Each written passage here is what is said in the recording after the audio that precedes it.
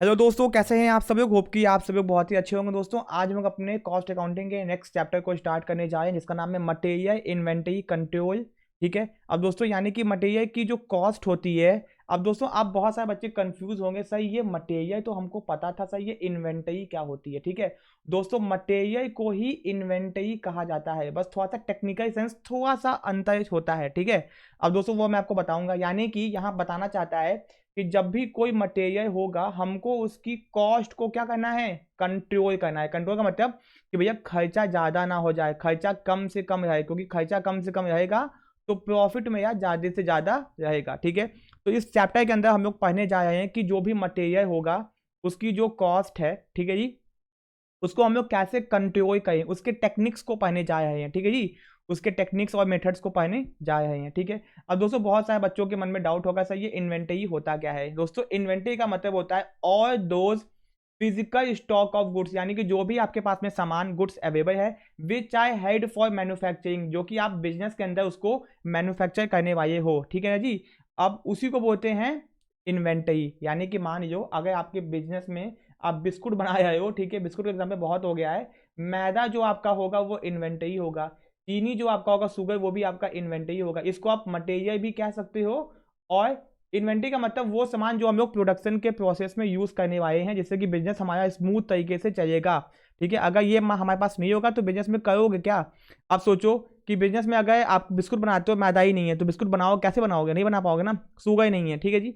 तो सिंपल सी बात है, इन्वेंटरी का मतलब वो सारा सामान जो कि आपके पास में फिजिकल स्टॉक पड़ा हुआ है, जिसको आप बिजनेस में मैन्युफैक्चर करके सामान को बनाओगे, जिससे आपका बिजनेस स्मूथ तरीके से चलेगा। ठीक है। आपको समझ में आ गया। ठीक है। अब दोस्तों इन्वेंटरी के अंदर बहुत सारी चीजें आती हैं, तो it is worth mentioning that narrowly meaning the term inventory is used for stock of goods कह सकते हो।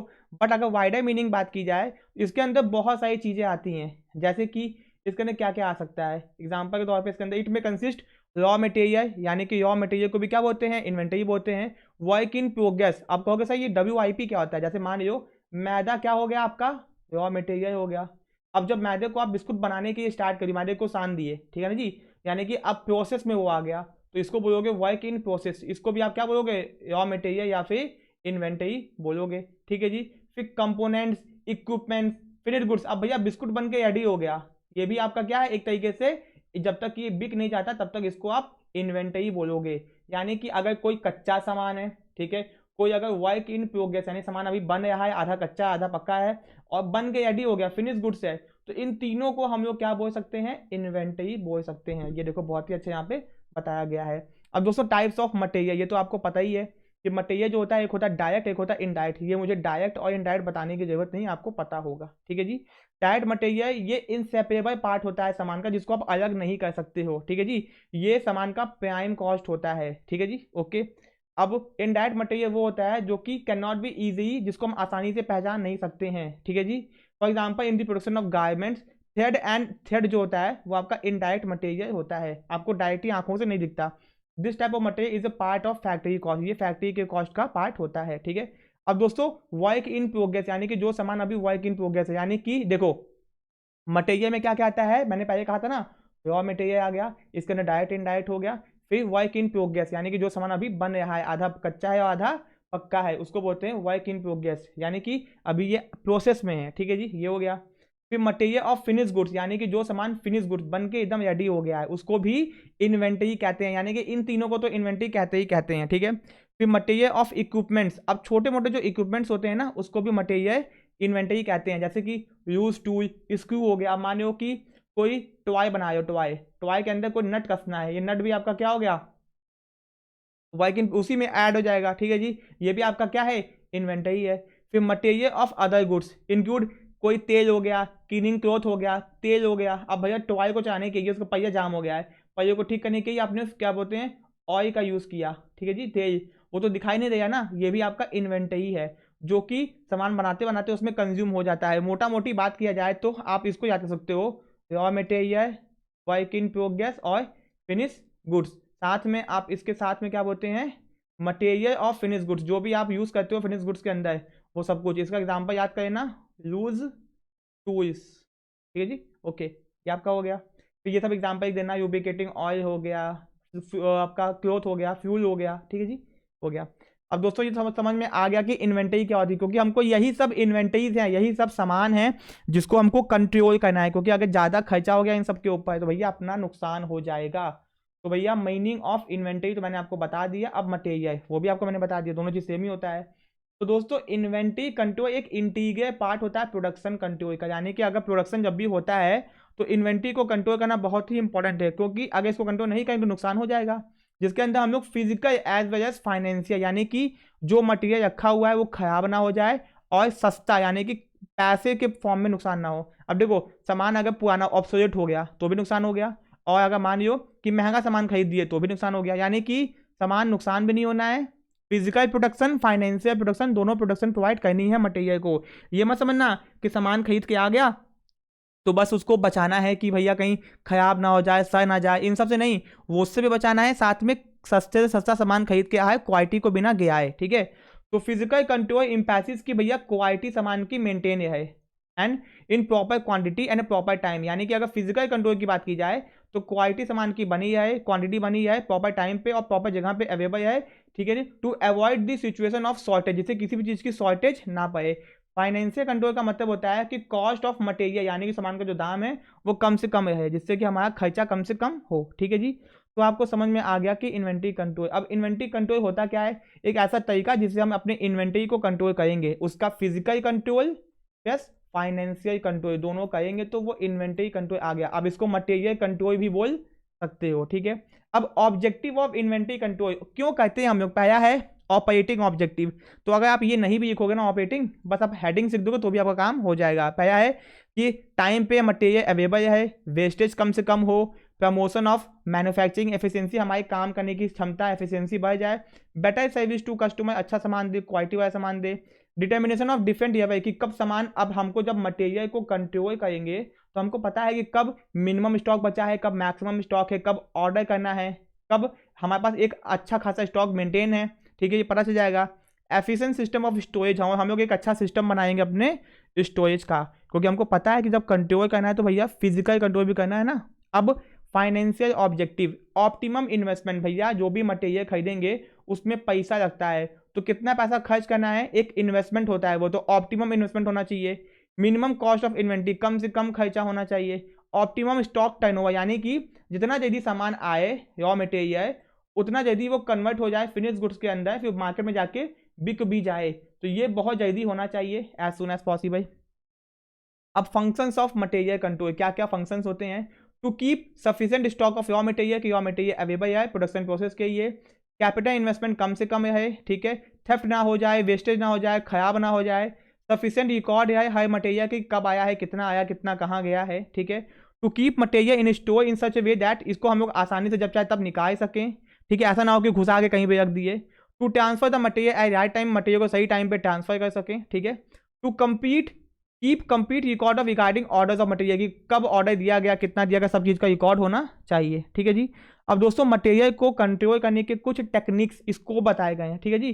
तो पहला आपका है कि ABC VED HMI FSN SD SOS determination of stock levels, economic order quantity, analysis of material wastage and other techniques, just in time material. अब दोस्तों इतने सारे टेक्निक्स हैं, यानी कि हमको इतनी सारी चीज़ें पढ़नी है।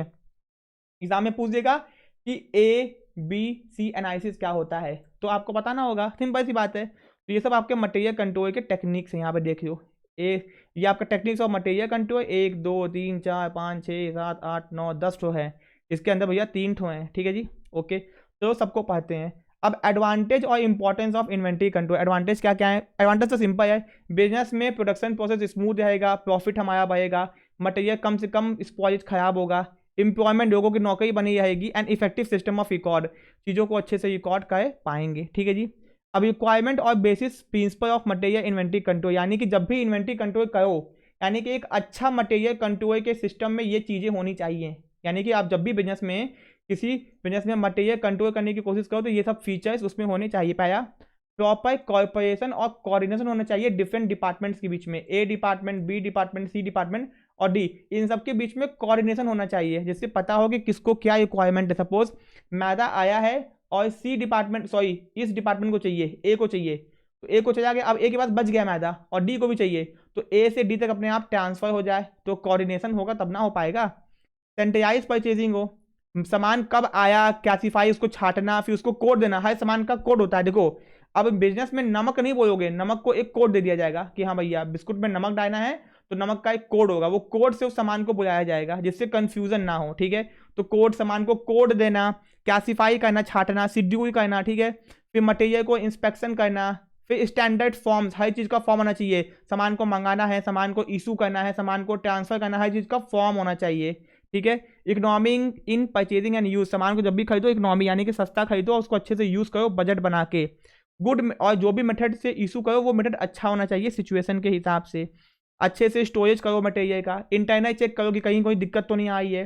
परपेचुअली इन्वेंटरी सिस्टम यानी कि कॉन्टिन्यूस स्टॉक चेक करो जिससे कि सामान खराब तो नहीं हुआ है, कितना सामान बचा हुआ है, कितना वैल्यू है, सब चीज़ हमको पता चलती रहे। फिर proper determination of stock levels की, कब ऑर्डर करना है, कब ऑर्डर नहीं करना है, मिनिमम मैक्सिमम कब हमको पता चल जाए, कब सरप्लस, कब मिनिमम, कब मैक्सिमम, ठीक है। जब भी मटेरियल को इशू करो उसको ध्यान से इशू करो उस समय कैसी सिचुएशन है, ठीक है जी। And proper records and accounting, हर चीज़ की प्रॉपर अकाउंटिंग करो। तो ये तो भैया आप बना के भी लिख सकते हो, कोई मुझे बताने की जरूरत नहीं है, ठीक है। अब methods and techniques of inventory control, ठीक है जी। तो हम लोग दोस्तों अभी यहाँ पे हम लोग का नीचे आएगा ABC वाला भी आएगा, देखो जी ABC भी आ गया ना, तब पढ़ना अपने को।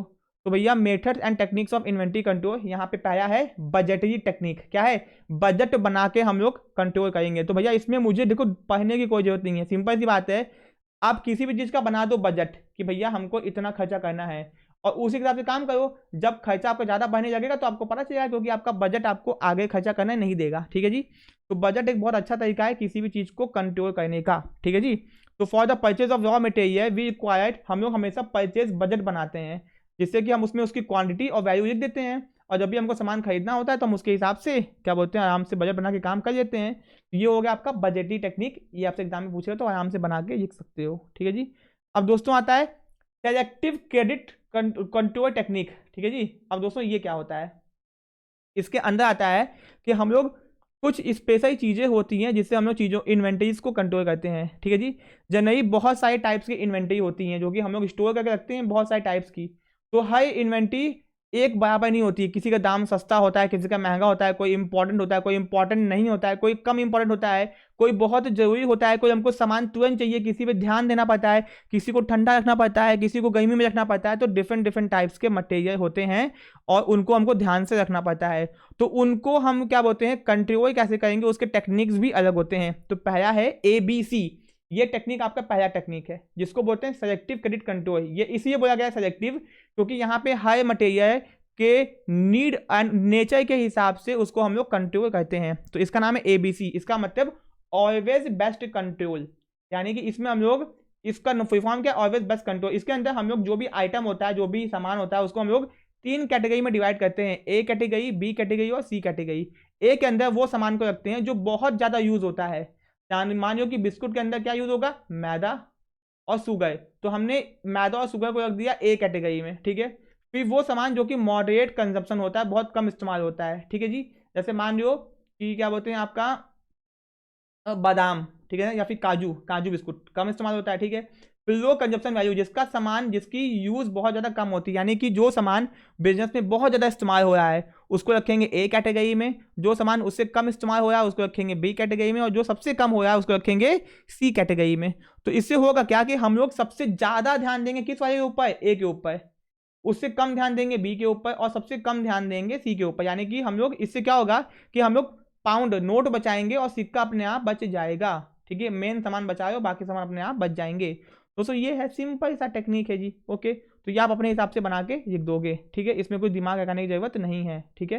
यही बताया है कि हम लोग जितने भी इन्वेंट्री होंगे उसका लिस्ट बनाएंगे, उसके कॉस्ट के हिसाब से, उसके यूज के हिसाब से, जो ज़्यादा इस्तेमाल करने वाला सामान होगा, बहुत ज़्यादा यूज होगा, उसको A में डाल देंगे, B में और फिर C में, हो गया बस खत्म। इसमें क्या ही दिमाग लगाना था, आपका ABC खत्म हो गया, ठीक है जी। अब आता है VED टेक्निक। ये क्या होता है भैया, VED क्या होता है, ठीक है। V का मतलब दोस्तों होता है वाइटल, एसेंशियल और डिजायरेबल। वाइटल यानी कि जो बहुत ही इंपॉर्टेंट है हमारे लिए, और एसेंशियल और डिजायरेबल, इसमें भी हम लोग दोस्तों ABC की तरह ही है ये। This technique is generally use in control of spare parts, यानी कि अगर कोई स्पेयर पार्ट्स है, जैसे बाइक होती है तो बाइक के जो स्पेयर पार्ट्स होते हैं, हैंडल, क्लच, हॉर्न, ये सब हो गया ना, टायर हो गया, सीट्स हो गई, या फिर कोई कंपोनेंट वाले सामान होते हैं तो उनके ये होता है, ठीक है जी। It is full name is vital, essential and desirable. इसके अंदर हम लोग अपने स्पेयर पार्ट्स को, सामानों को ऐसे डिवाइड करते हैं जो सामान वाइटल यानी कि बहुत ज्यादा, जिसके बिना प्रोडक्शन भैया एकदम रुक जाएगा, एकदम प्रोडक्शन होगा ही नहीं, उसको हम लोग रखते हैं वाइटल कैटेगरी में, यानी कि उन सामान को वी कैटेगरी में डाल देते हैं और जिसके बिना प्रोडक्शन रुक जाएगा, इसीलिए इसको कभी भी इसकी कमी ना पाए, इसको हमेशा मेंटेन रखते हैं कि प्रोडक्शन हमारा चलता रहे। फिर एसेंशियल के अंदर वो सामान जो एसेंशियल है for the efficiency of production system, it may be noted that although system would not all together stop, यानी कि इसके बिना प्रोडक्शन नहीं रुकेगा, लेकिन हाँ दिक्कत आएगी, तो इसको भी हम लोग वाइटल के मुकाबले कम ध्यान देंगे, बट हाँ ये अगर नहीं होगा तो नुकसान तो होगा, इसलिए इसको भी मेंटेन करके रखना जरूरी है। एंड डिजायरेबल, डिजायरेबल का मतलब होता है नहीं भी है कोई बात नहीं, बाद में भी आएगा तो काम हो जाएगा, ठीक है। उन सामान को जो कि ना कि जरूरी है ना कि एकदम इंपॉर्टेंट है, ये नहीं भी होगा तो भी प्रोडक्शन नहीं रुकेगा, नुकसान नहीं होगा, उसको डालते हैं डिजायरेबल कैटेगरी के अंदर, ठीक है। तो ये भी एक टेक्निक है इन्वेंटरी को कंट्रोल करने का। फिर आता है दोस्तों HML एनालिसिस। ये क्या होता है भैया? HML एनालिसिस टेक्निक बहुत आसान सा है। इस टेक्निक के अंदर हम लोग ये ABC की तरह ही होता है, इसके अंदर हम लोग बस डिफरेंस क्या है, ABC में हम लोग ऑलवेज बेस्ट कंट्रोल होता है, और HMI के अंदर हाई, मीडियम एंड लो, यानी कि classified on the basis of unit cost, यानी कि जो सामान सबसे महंगा है उसको H कैटेगरी में, जो सामान सस्ता है वो M कैटेगरी में, जो सामान सबसे सस्ता है उसको लो कैटेगरी में। यानी कि ये सिंपल सी बात है, यानी कि ABC की तरह ही है। ABC में एक यूजेस के हिसाब से था और यहाँ पे कॉस्ट के हिसाब से, यानी कि जो सामान सबसे महंगा है उसको H कैटेगरी में डाल दो, जो उससे सस्ता है उसको M, जो सबसे सस्ता है उसको L में, और कंट्रोल उसके हिसाब से करो, सिंपल सी बात है। फिर भैया आता है FSN टेक्निक। ये क्या होता है भैया? FSN का मतलब होता है कि इसमें क्या होता है, हम लोग F मानते हैं कि फास्ट मूविंग, अब माने कोई सामान है जो बहुत तेजी से मूव होता है, तो मूविंग यहाँ की सामान बहुत धीमे धीमे मूव होता है, एंड नॉन मूविंग जो सामान मूव यानी कि बहुत कभी कभी यूज हो गया कभी कभी यूज नहीं हुआ, यानी कि ऐसा सामान जो बहुत फास्ट मूविंग है, ठीक है, यानी उसके बिना एकदम सामान रुक जाएगा और उसको बहुत ज़्यादा इंपॉर्टेंट है, वो फास्ट मूविंग भी है, यानी कि बिजनेस में आते ही तुरंत खर्च हो जाता है। The speed classification helps the arrangement of stock in the store and determining the distribution and handling pattern, यानी कि वो सामान जो बहुत तेजी से खत्म होता है बिजनेस में, फास्ट मूव है, उसको कह देंगे भैया। अब मान लो बिस्कुट, कोई बिस्कुट अब बनाते हो स्पेशल बिस्कुट, ठीक है जी, बेक्ड बिस्कुट, अब बेक्ड बिस्कुट आप बहुत कम बनाते हो तो बेकिंग का जो सामान होगा वो बहुत कम यूज होगा, ठीक है, वो आप डाल दोगे नॉन मूविंग के अंदर, यानी कि कभी कभी स्पेशल कंडीशन पे बना दिया आपने, ठीक है, ओके। अब दोस्तों आता है SDE एनालिसिस। अब ये क्या होता है भैया?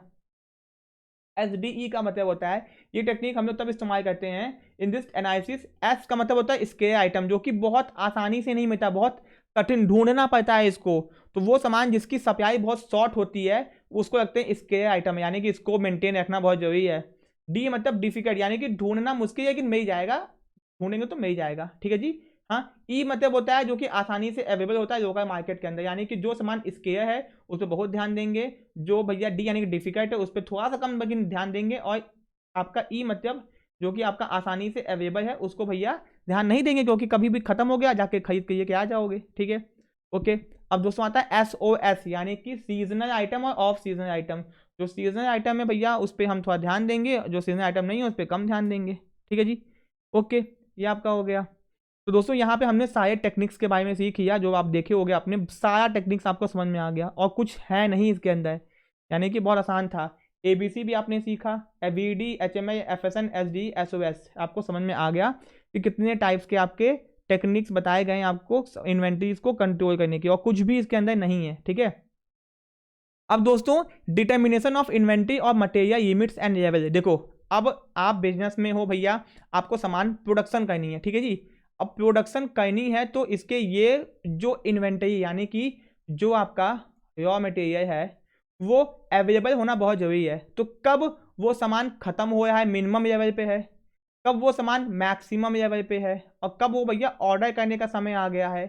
तो जैसे गंगा जी जब बहती हैं तो कहते हो ना, गंगा जी रेड निशान, जो रेड आपका लाइन होती है उसके अगर नीचे है तो अभी सेफ्टी है, उसके ऊपर आ गया तो भैया डेंजर, क्या होगा, डेंजर, और इसके नीचे है तो सेफ्टी बना हुआ है, और इसके आसपास है तो भैया ध्यान देने की जरूरत है, ठीक है जी। तो वैसे ही दोस्तों बिजनेस के अंदर भी इन्वेंट्री को इसी तरीके से कंट्रोल किया जाता है, और डिफरेंट डिफरेंट लेवल सेट किए जाते हैं कि minimum level, maximum level, order level, री ऑर्डर, दोबारा ऑर्डर करना है, ठीक है। तो भैया वही हो गया कि अब बिजनेस में सामान को ऑर्डर कब करना है, कब पता चलेगा, ये लेवल को चेक करके। The next important point after the determination of EOQ is to decide as the when to order, कब परचेज का ऑर्डर देना है। The answer is simple, the order for purchase should be पेश जब stock आपका कम हो जाए, जब वो ऑर्डर पॉइंट तक पहुंच जाए। तो ऑर्डर पॉइंट कैसे पता करेंगे, ये हम पता करेंगे बहुत सारी चीज़ों को ध्यान में रख के कि भैया कब हमको उसकी ज़रूरत है और कब वो हमको चाहिए, ठीक है जी, उसकी सप्लाई कब करनी है। तो यही चीज़ हो गया। तो डिटर्मिनेशन ऑफ, इसके लिए हमने लेवल सेट किया हुआ है कि ओवर, ऐसा भी ना हो कि ज़्यादा सामान आ जाए, ऐसा भी ना हो कि सामान बहुत कम हो जाए। तो इसके लिए हमने maximum level, minimum level and order point बना दिया है। तो मैक्सिमम लेवल का मतलब होता है it is the summit upper level, यानी कि इससे ऊपर सामान हमको नहीं खरीदना, इसको बोलते हैं मैक्सिमम लेवल या फिर maximum stock. It indicate maximum quantity हमारे पास में आ चुकी है which can be stored at any given time, यानी कि अगर ये सामान है और 100 kg हमने बना दिया मैक्सिमम, तो यानी 100 kg सामान खरीद के आ गया तो मैक्सिमम सामान अपने पास में आ गया है, ठीक है जी। और जब भी हमको चाहिए होगा वो आसानी से हमको मिल जाएगा, ठीक है जी। लेकिन ध्यान रखना, सही से रखो, जय ना जाए, खराब ना हो जाए, सड़ ना जाए, इवेपोरेट ना हो जाए, नुकसान ना हो जाए। और इससे फायदा क्या होता है, हमको मैक्सिमम लेवल को रखने में फायदा ये होता है कि सामान सस्ता मिलता है, डिस्काउंट पे मिलता है और हमको बहुत फायदा भी होता है, ठीक है। यानी maximum level is equal to minimum stock, ठीक है जी, मतलब कि इतना हमको चाहिए ही चाहिए। इसको फॉर्मूला होता है इकोनॉमिक ऑर्डर क्वांटिटी, यानी कि एक ऐसा पॉइंट जहां पे हमको बहुत फायदा होता है, क्योंकि जब भी आप अपने पास से मैक्सिमम सामान रखते हो जितना आपको चाहिए तो आपको कम दाम में वो पड़ता है और आपको बहुत बेनिफिट होता है, ठीक है। इसका फॉर्मूला होता है order point minus minimum usage into minimum level. ये फॉर्मूला लिख देना एग्जाम में, नहीं भी लिखोगे तो कोई दिक्कत की बात नहीं है, बट हम कहेंगे कि याद कर लो और लिख देना, ठीक है जी। मिनिमम लेवल का मतलब होता है बफर स्टॉक, यानी कि सेफ्टी स्टॉक, यानी कि भैया अब मिनिमम में सामान पहुंच चुका है, अब इसके बाद अगर नीचे घटता है तो हमको सामान खरीदना पड़ेगा। मिनिमम लिमिट कहो या फिर मिनिमम स्टॉक कहो, it indicate minimum levels of stock जो कि हमको हमेशा मेंटेन करना चाहिए और यूज नहीं करना चाहिए। अब मान लो बाइक में आपकी बाइक आ गई रिजर्व में, आपको पता है कि रिजर्व में आपकी बाइक में पेट्रोल थोड़ा सा बचा होता है, बस पेट्रोल पंप तक जाने के लिए, ठीक है जी। तो मिनिमम लेवल तक जैसे पहुंचोगे तो आपको सामान दोबारा से पेट्रोल डलवाना होगा, सामान को मेंटेन करना होगा, ठीक है जी। तो फॉर्मूला है, इसको याद कर लेना, ये सब पढ़ने की जरूरत नहीं। अब आता है ऑर्डर पॉइंट। ऑर्डर पॉइंट का मतलब होता है ऑर्डरिंग या फिर ई ऑर्डर पॉइंट, यानी कि अब ऑर्डर करने का समय आ चुका है। जैसे ही सामान यहाँ तक पहुंचेगा, कम हो रहा है तो दोबारा से ऑर्डर करके मंगाओ और मैक्सिमम लेवल तक भर लो, मैक्सिमम या फिर मिनिमम तक ऊपर पहुंचा दो, ठीक है। इसको बोलते हैं ऑर्डर। तो ये आपका हो गया। अब भैया डेंजर लेवल, ये फॉर्मूला याद कर लेना। डेंजर लेवल का मतलब होता है भैया अब सामान बहुत डेंजर लेवल पहुंच गया, भैया सामान बहुत ज़्यादा कम हो गया है, अब आपको कभी भी नुकसान हो सकता है। तो भैया डेंजर लेवल यानी कि बहुत नीचे चला गया है और आपको नुकसान अब पहुंचने वाला है। तो इससे पहले डेंजर लेवल टच करे आपको डिसीजन लेना पड़ेगा, सामान को खरीद के रखना पड़ेगा, क्योंकि सामान नहीं होगा तो प्रोडक्शन रुक जाएगा और आपका नुकसान हो जाएगा, ठीक है जी। तो डेंजर लेवल का मतलब होता है ये फॉर्मूला, इसको याद रख लेना, ठीक है, ओके।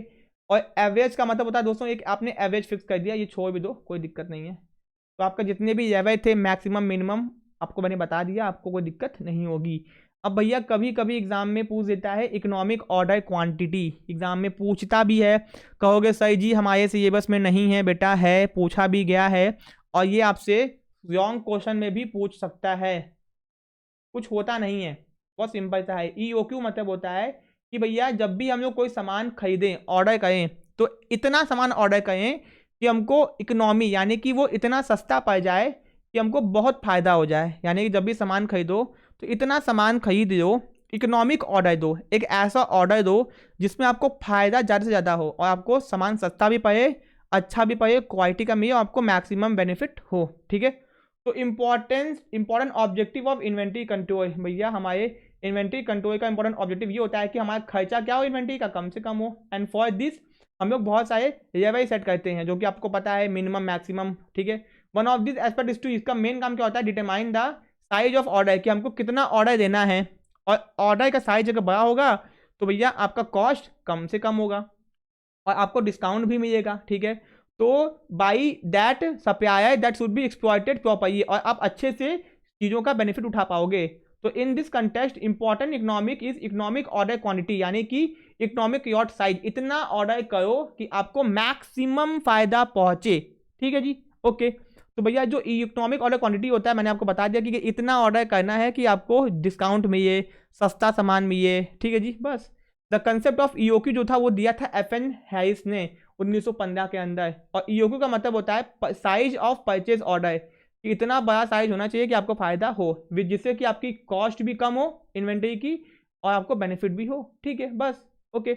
मैथमेटिक्स की बात किया जाए तो ईओक्यू का मतलब होता है size of purchase order eight which total ordering, यानी कि ऑर्डर करने का कॉस्ट एंड टोटल उसको रखने का कॉस्ट एक कम से कम हो, यानी कि ऑर्डर करने का और उसको मेंटेन करने का खर्चा कम से कम हो। इससे क्या होगा, आपको फायदा होगा। तो ईओक्यू को आइडियल या फिर ऑप्टिमाइज साइज ऑफ ऑर्डर कहा गया है, जिसमें हमको हर चीज यानी कि सामान को ऑर्डर करने का, सामान को कैरी करने का खर्चा कम से कम होता है। ठीक है जी, आपको समझ में आ गया। और दोस्तों हम लोग बेफालतू के खर्चों से भी बचते हैं। तो भैया जब भी हम लोग ईओक्यू करेंगे तो कौन कौन से बातों को ध्यान में रखेंगे, यानी कि अपने बिजनेस में सामान, जैसे मान लो आप अपने घर में चावल खरीदते होगे, तो चावल तो हर दिन नहीं खरीदते होगे ना, यानी कि एक महीने का एक बाय में खरीद के लेके आते होगे। तो एक महीने का खरीदने से आपको फायदा होता होगा, लेकिन अगर आप हर दिन खरीदोगे चावल को तो आपको क्या हो जाएगा, नुकसान हो जाएगा, है कि नहीं जी। इसीलिए चावल आटा जो होता है वो लोग क्या कहते हैं, एक महीने का 3 महीने का मिनिमम मैक्सिमम खरीद के रखते हैं, जिससे फायदा होता है। अब सोचो चावल अगर आपको खरीदना है, आप 6 महीने का चावल एक साथ खरीद हो, सोचो अगर 1 महीने का चावल खरीदते हो तो आपको पता है 1,000 का, अगर आप 6 महीने का खरीदोगे तो आपको पड़ेगा 5,000 का एग्जाम्पल। तो आपको 1,000 का बेनिफिट सीधे सीधे हो गया, आपको सामान भी आ गया, आपका 6 महीने तक दिक्कत भी खत्म हो गया और आपको फायदा भी 1,000 का हो गया। सोच लो, यही बात होता है ईओक्यू। ठीक है, और अब दिक्कत क्या, उसको रखना अच्छे से है, लेकिन अगर रखोगे नहीं ना 6 महीने तक चावल, तो वो खराब ना हो जाए, कहीं किया ना पड़ जाए उसके अंदर। ठीक है, factor affecting economic order quantity, पहला इकोनॉमी इन ट्रांसपोर्टेशन कॉस्ट, याद रखो कि ज़्यादा खर्चा ना हो जाए, कम से कम उसको ट्रांसपोर्ट का खर्चा ज़्यादा ना हो जाए, ऐसा ना हो सामान सस्ता हो गया उसको लाने में खर्चा ज़्यादा हो गया। फिर बेनिफिट, बहुत सारी फैसिलिटीज सप्लायर देता है, उस बेनिफिट्स को उठा सकें। कभी कभी हम लोग सप्लायर हमको डिस्काउंट देता है, उसके हिसाब से सामान को खरीद देते हैं।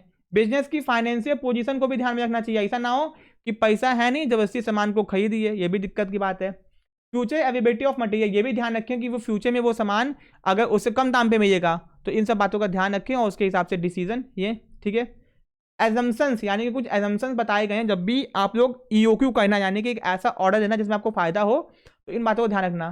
कंजप्शन एट कांस्टेंट रेट, यानी कि आपके बिजनेस में उस सामान का जो यूज है वो कांस्टेंट होना चाहिए, यानी कि घटना बढ़ना नहीं चाहिए, यानी कि लगातार उसका यूज होना चाहिए। जैसे मिठाई की दुकान पे शुगर, अब मिठाई की दुकान में जो चीनी की खपत है वो फिक्स होती है, यानी कि इतनी खर्चे होने ही होने हैं, उससे ज़्यादा ना कम।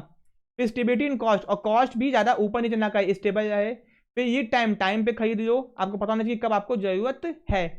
इंस्टेनियस रिप्लेसमेंट, यानी कि इसको बोलते हैं inventory is replenished immediately as stock, ये भाई it is the exactly minimum stock, यानी कि तुरंत आपका स्टॉक खत्म भी हो जाना चाहिए और सप्लाई मेंटेन है, सप्लाई आपको हमेशा मिल जाए। ठीक है, रिलेवेंट कॉस्ट और इन्वेंटरी कंट्रोल डिसीजंस, यानी कि दोस्तों ये सब आपको ध्यान नहीं देना है, इतना आपको दिमाग नहीं लगाना है। ठीक है, ईओक्यू मैंने आपको बता दिया भैया। ठीक है, तो आपको ईओक्यू समझ में आ गया होगा। ठीक है, ओके, तो भैया ईओक्यू भी अपना हो गया, सामान को कैरी करने की कॉस्ट सब मतलब नहीं है आपको। ठीक है जी, ओके, जो आपको पढ़ना है अपॉर्चुनिटी कॉस्ट दोस्तों आपको पता ही है, मैंने बता चुका है आपको।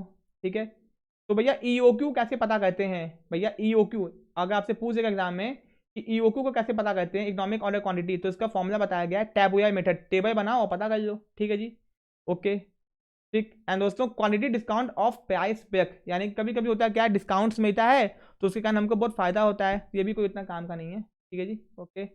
अब दोस्तों ये अपना है आखिरी टॉपिक, ये हम लोग क्या बोलते हैं अपने नेक्स्ट पार्ट में पढ़ेंगे। ठीक है, कभी कभी एग्जाम में आपसे इससे क्वेश्चन पूछ देता है, अच्छा खासा पूछता है, ये हम लोग अपने नेक्स्ट पार्ट में पढ़ेंगे। ठीक है, होप कि आपको चीज़ें समझ में आ गई हूँ। वीडियो अगर अच्छा लगा तो वीडियो को लाइक करना, चैनल को सब्सक्राइब करना, मिलते हैं अपने नेक्स्ट पार्ट में। Thank you so much.